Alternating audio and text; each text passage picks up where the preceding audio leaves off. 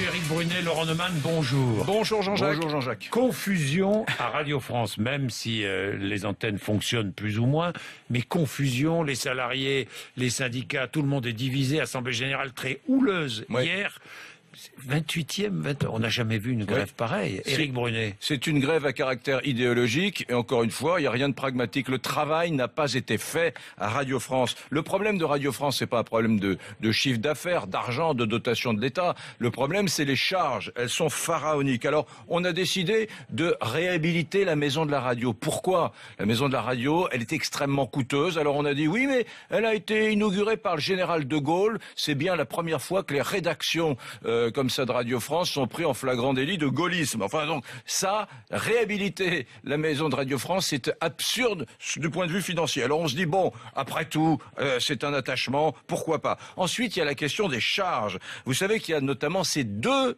orchestres symphoniques. C'est extrêmement coûteux. Vous imaginez ce que c'est? Deux orchestres symphoniques à Radio France qui n'ont pas été mutualisés. Mais ensuite, il y a la... bien d'avoir des orchestres. Ah oui, bah ça, oui, c'est bien, c'est vous qui les payez, Jean-Jacques. Là, ça aurait été bien.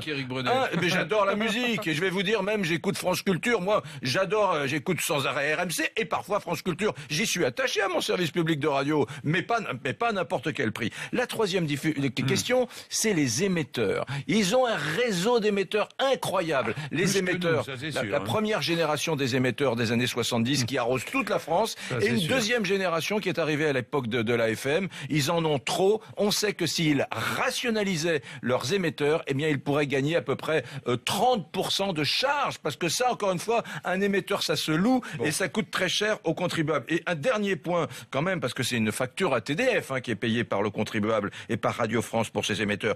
Au passage, d'ailleurs, vous venez de le dire, Jean-Jacques, ça permettrait aussi de libérer quelques émetteurs pour nous. Il y a un scandale en France, c'est que le service public est protégé, un véritable scandale, et que le service public a des émetteurs que nous n'avons pas. Alors que nous n'en avons pas. À Strasbourg, à Metz, à Besançon, je parle d'RMC, à Belfort, à Valenciennes, à Caen, à Angers, bref, dans 30 agglomérations de plus de 50 000 habitants. Et le dernier point, c'est la fusion des rédactions. Même à France Télévisions, où il y a les mêmes syndicats, ils sont en train d'avancer lentement là-dessus. Ils ont fusionné les équipes de sport entre France 2, France 3, mais à Radio France, non, la fusion, jamais. Ils ne sont pas sérieux.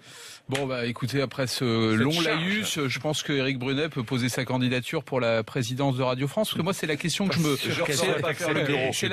me pose à l'issue de ces 28 jours de grève, c'est qui gouverne? Qui gouverne? Est-ce que c'est Mathieu Gallet, le PDG? Est-ce que c'est la ministre de tutelle? Est-ce que c'est le CSA à qui il doit sa nomination?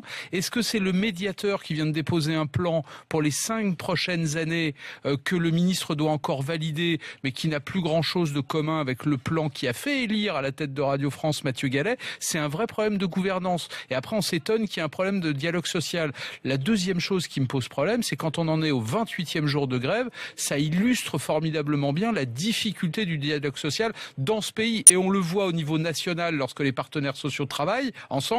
Et on le voit au niveau d'une entreprise comme celle-ci, même quand c'est l'État qui est actionnaire. Et puis troisième point quand même, vous vous souvenez du débat qu'on a eu hier matin, Eric, à propos des dotations aux collectivités locales? Oui. Eh bien au fond, c'est en partie le même problème. Les dotations de l'État à Radio France ont baissé, mais on demande à Radio France de faire la même chose avec beaucoup moins d'argent. Donc un maire, qu'est-ce qu'il fait? Il augmente les impôts. Radio France, qu'est-ce qu'ils font? On supprime des emplois. Donc ce débat-là, il est d'abord sur l'emploi, 380 suppressions de postes. Et dernier point, 75% du budget de Radio France sert à payer les personnels. Donc quand vous avez fait toutes les économies possibles, et il y en a sans doute encore à faire, il arrive un moment où on est à l'os et que la dernière solution, c'est l'emploi. Et c'est pas anormal que les partenaires sociaux se bagarrent pour l'emploi. Merci les 35 heures. Bien, merci messieurs, merci. Nous attendons la suite avec Radio France. Il est 7h58.